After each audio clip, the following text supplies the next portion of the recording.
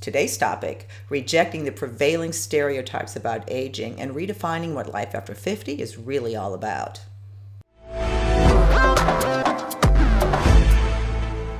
Thanks so much for tuning into Second Act TV. I'm really excited to introduce you to David Stewart today. David is an award-winning photographer and the founder or founding partner and originator of AGEIST, what I'm calling a media research organization that's focused on rebranding or depicting the way that society and the media portray aging. So David, thank you so much for joining us. Absolutely. Wonderful to be here. Yeah. Now, before we get going, I want to give one quick shout out to one of our newest sponsors, Endurance House, a running specialty store that totally gets this topic. So thank you for coming on board and helping us bring this information to our audience. Now, David, to pick up on my introduction, did I get it right? Is that what you do? Tell us, what is AGEIST and how did you come to create this organization? Well, AGEIST is a end-to-end media company. Mm-hmm. What we do is we interview people, we produce content, we post it out on our magazine site, which is agei.st.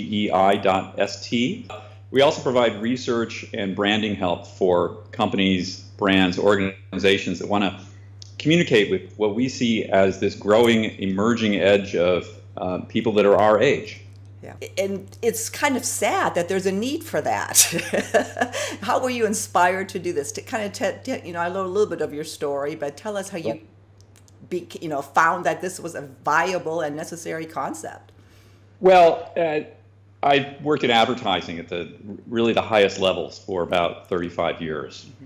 So I've produced a lot of the ad campaigns that you've seen. I've done a lot of magazine covers.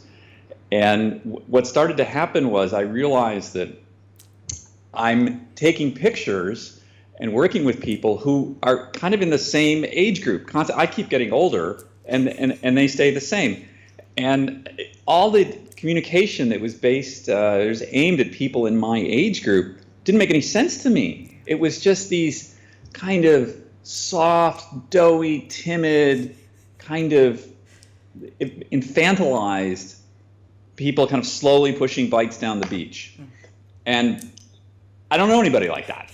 I'm not like that. My friends aren't like that. And I thought, this doesn't make any sense to me. And as I looked at the consumer spending numbers, our demographic spends about $5 trillion in consumer spending a year. Yeah. And the people that the advertising is aimed at, people who are 25, it's a couple of decimal points the other side of that. Yeah. So, that was the first thing that got me thinking about this. Why aren't people speaking to us in the way that we are, in a way that's not medicalized, as if we have some kind of a defect? I mean, you don't look like you have any. I don't know your history, but you look pretty vital to me. There seems to be, we exist in this media black hole. Which is kind of somewhere, I like to say it's between 35 and Betty White. Now, I love Betty White. She's amazing. But I'm not there. Right. And most of my friends aren't there. Most of the people I know aren't there, which started me on this quest to figure it out and to really understand the people who are like you and I. Mm-hmm. Well, and so how have you done that? How have you actually taken action on this? Well, what we do is we interview people. When we identify someone that we think is interesting and has something to say, then there's a process. And the interview process is, an hour, 2 hours long, and then I take their portrait, and we surface the qualities in them that we think are ageist qualities. And at the same time, we're accumulating qualitative data. I'm asking them questions. So why do you bought this car? Why did you buy this car? What do you like about this car? What are you planning on doing next? How do you see yourself now as how you fit in the future and how you fit in the past? Yeah. Well, here's what I find so interesting is I think there's two reasons why, like you were saying, that people like us. I think people like us believe that we still have a lot of living to do. And I think what Second Act does is to reinforce that belief, because so many people, because of the way we're depicted, believe that they are old or that they can't do stuff anymore. So I just, of course, I'm jumping all over what you're doing in helping to change that perception. I mean, your images are just incredible. I mean, what has been some eye-opening things? Have you learned anything that you didn't know before, having started this process? Absolutely. This is what invariably happens. We'll be talking, and we have a nice conversation. I'm learning all about them, and at the very end, invariably, everybody says the same thing. They say, "I'm kind of a weirdo. There aren't other people like me," and I have to tell them, "Well, actually, you're not. There's actually millions of people just like you who think just like you." But it's a funny thing, and I think it's perhaps because of the way we're shown in the media that we think we're really unusual, but we're not. There's a lot of people who feel and act and like we do and have the same value system, but they feel alone. And one of the things that we find is a really interesting driver for AGEIST that we hadn't really thought about initially was this idea of creating community. So people look at it and they're like, "Oh, like I'm like that. I do that. I want more of that." Yeah. And then they actually we've had circumstances where people date each other within AGEIST, which was I found out about this and I was like, "You're hooking up on my site?" Like, that's funny. a new match.com. It wasn't really, but okay.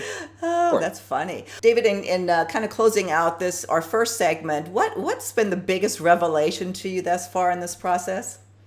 That's a wonderful question. And we started to find out in talking to people that the majority of people that we interview meditate.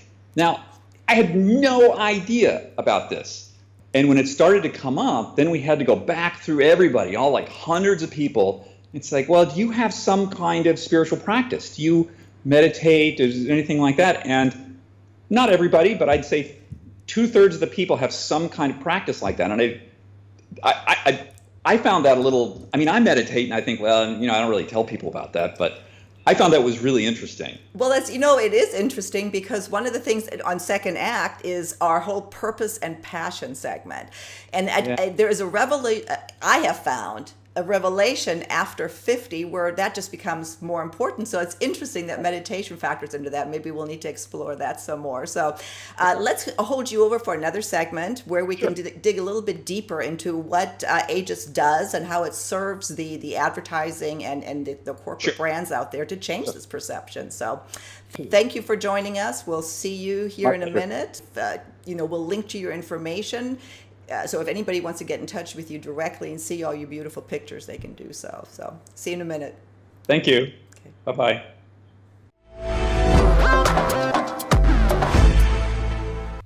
Hope you enjoyed today's program. For more videos on living life to the fullest after 50, visit our website, secondact.tv, and be sure to subscribe to our program. Here's the button. Thank you.